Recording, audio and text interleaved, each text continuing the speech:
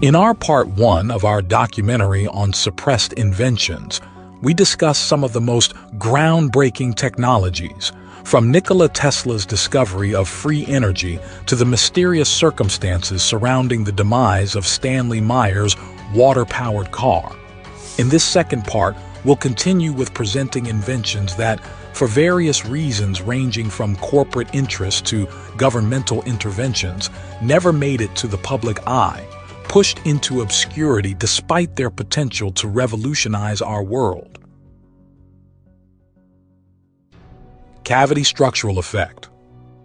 Viktor Grebennikov was a self-taught entomologist from Russia. His journey into the unknown began with a fascination for the natural world, particularly the insect kingdom, which he believed held secrets to extraordinary powers, including anti-gravity. The cornerstone of Grebennikov's discovery was the cavity structural effect, CSE, a concept he derived from closely observing the structure of bee nests and the behavior of insects. It all started in the early 1980s while Grebennikov was camping in the vast Siberian steppe. While laying on the ground, he suddenly experienced an unusual sensation, only to find out he was lying atop an underground bee city. He experienced headaches, ringing ears, and a metallic taste in his mouth, which sparked his interest in the peculiarities of the natural structures around him. Delving deeper into this phenomenon, Grebennikov collected parts of the bee nest and began experimenting. He observed an unusual heat emanation from the honeycomb structures, a sensation that could not be detected or measured by conventional scientific instruments. This observation led him to theorize about the existence of a force field generated by the geometric configuration of the honeycombs, a field capable of influencing the surrounding environment in ways not previously understood by science. Grebennikov's investigations took a significant turn when he examined the chitin shells of insects under a microscope. He discovered an unusually rhythmic, extremely ordered structure that seemed to defy gravity. When he attempted to place two of these chitin plates together, one plate hovered in the air for a few seconds before aligning itself with the other. This observation was the first step toward understanding the anti-gravitational properties of certain natural structures. Convinced of the potential of his discovery, Grebennikov embarked on a project to harness the cavity structural effect for human use. He constructed a platform with thousands of chitin shells attached to its underside, creating what he claimed was an anti-gravity vehicle. According to Grebennikov, this vehicle could travel at speeds of up to 1,500 kilometers per hour and reach heights of 300 meters off the ground. More astonishingly, the device supposedly made the rider invisible from below and encased them in a bubble-like force field that nullified inertia and dynamic pressure. Despite the incredible claims and the profound implications of his work, Grebennikov faced skepticism and rejection from the scientific community. After his patent application in 1992 was denied, Grebennikov attempted to share his groundbreaking work through a book. This publication was intended to detail his discovery, outlining the principles and mechanisms behind his invention, supplemented by a wealth of full-color images and potentially including photographs from a museum demonstration of his device. However, in a turn of events that raises questions about the motives behind the decision, the publishers, potentially influenced by external pressures, significantly altered the book just before its release. This involved the removal of hundreds of images and all schematic details that were crucial for understanding Grebennikov's work.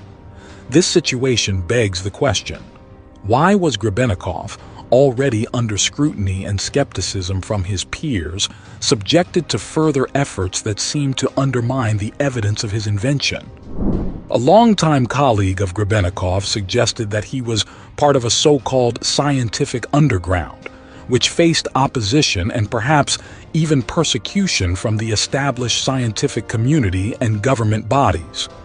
Perhaps then, Grebenikoff's inadvertent discovery was more profound and potentially disruptive than initially thought.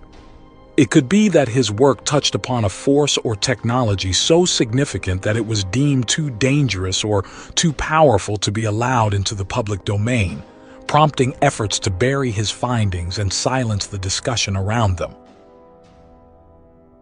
The hemp car.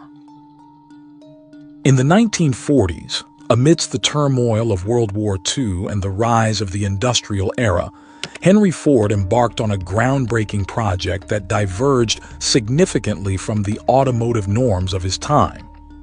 Known for his innovative spirit and the revolutionary assembly line production of the Model T, Ford turned his attention towards environmental sustainability long before it became a global concern. His vision materialized in the form of a car that was not only powered by biomass fuel, but was also constructed from it, with hemp being the primary material. A new idea from Ford 420, the new car made from weed. How can cops stop you for the possession of drugs when your car is made entirely out of it? This initiative, while pioneering, found itself in the shadows, eclipsed by the dominant petroleum industry, which was rapidly expanding its global footprint. Ford's interest in renewable resources and sustainable materials was not a sudden revelation. He had long advocated for the integration of agriculture with industry, believing that farms could serve as a vital source of raw materials for manufacturing. The concept of the hemp car was a direct manifestation of this belief, showcasing Ford's commitment to exploring alternative materials and fuels. The car's body was made from a composite material that included hemp fibers, which, when combined with other plant fibers, resulted in a lightweight, durable, and biodegradable product. This material was not only environmentally friendly, but also boasted a tensile strength reportedly 10 times that of steel, offering significant safety benefits alongside its ecological advantages. Moreover, the hemp car was designed to run on hemp biofuel, derived from the seeds of the cannabis plant. This choice of fuel was emblematic of Ford's vision for a future where automobiles would not be reliant on non-renewable energy sources. The use of hemp biofuel presented a sustainable, clean-burning alternative to gasoline, promising a reduction in harmful emissions and a move towards greater energy independence. The public unveiling of the hemp car in 1941 was a spectacle that drew considerable attention. Ford demonstrated the resilience of the car's body through a sledgehammer test, where the material withstood blows without showing signs of damage, a testament to its remarkable durability. Despite the innovative features and the environmental benefits of the hemp car, the project did not progress beyond its initial demonstration. The reasons for this are manifold, with the prevailing petroleum interests of the time playing a significant role. The mid-20th century marked a period of rapid expansion for the oil industry, with petroleum becoming the lifeblood of the global economy. This shift towards oil-based energy sources created an environment where alternative fuels and materials, such as those proposed by Ford, faced significant obstacles in terms of acceptance and implementation. The economic and political clout of the petroleum industry, coupled with its strategic importance, meant that initiatives like the hemp car were sidelined. The legal and cultural landscape of the time also contributed to the project's demise, with hemp cultivation facing increasing restrictions due to its association with psychoactive strains of cannabis. These factors, combined with the onset of World War II and the subsequent shift in industrial priorities, led to the hemp car project being largely forgotten. The radiant energy device. In the 1930s, a period marked by scientific breakthroughs and the burgeoning of modern physics, an inventor named T. Henry Moray introduced a device that he claimed could harness the boundless energy of the cosmos. This radiant energy device, as Moray described it, was purported to tap into the unseen forces of the universe, offering a limitless source of power that could potentially revolutionize the way humanity generated and used energy. However, despite its promising premise, Moray's invention was met with skepticism, discreditation, and even sabotage, leading to a contentious chapter in the history of alternative energy research. Moray, an electrical engineer and physicist from Salt Lake City, Utah, was deeply influenced by the pioneering work of Nikola Tesla and other scientists who explored the frontiers of electromagnetism and radioactivity. Drawing on these influences, Moray theorized that the space around us is filled with a form of energy that, if properly harnessed, could provide an inexhaustible power source. His device, which he began developing in the early 1920s, aimed to convert this cosmic energy into electrical power, using a complex arrangement of semiconductors, capacitors, and other electrical components. The core of Moray's invention was a special valve, a semiconductive material that he claimed could absorb radiant energy from the environment and convert it into high-voltage electricity. This process, according to Moray, did not violate the laws of thermodynamics, as it merely converted existing energy from one form to another.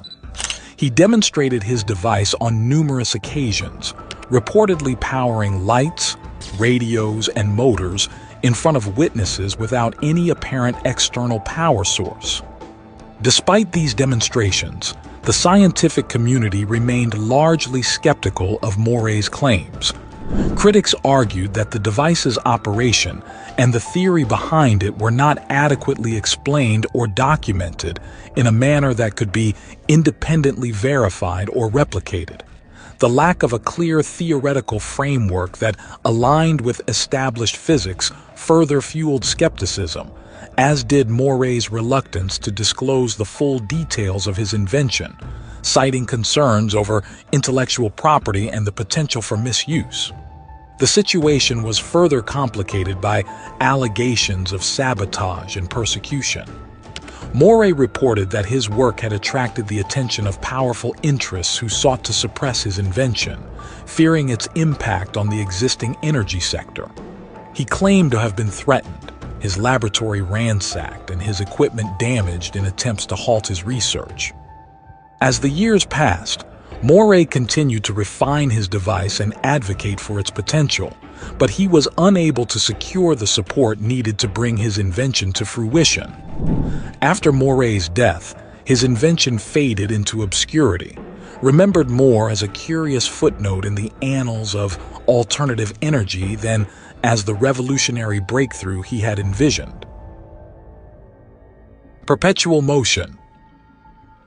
Victor Schauberger, an Austrian forester, naturalist, and inventor, spent a significant portion of his life studying the dynamics of water flow and natural energy. Born in 1885, Schauberger's observations of the natural world led him to develop theories and inventions that many have since associated with the concept of perpetual motion, a principle proposing a machine or system that can operate indefinitely without an external source of energy. It's crucial to note, however, that Schauberger himself never claimed to have developed perpetual motion machines. Instead, his focus was on understanding and utilizing the natural power of the Earth, particularly vortices in water flow, which he believed could be harnessed for beneficial purposes. Schauberger's approach was deeply rooted in his observation of nature. He believed that modern technology and engineering ignored the harmonious principles found in natural systems, which, according to him, could lead to energy generation without the cost of environmental degradation. His famous aphorism, "Understand nature, then copy nature," reflects the core of his philosophy.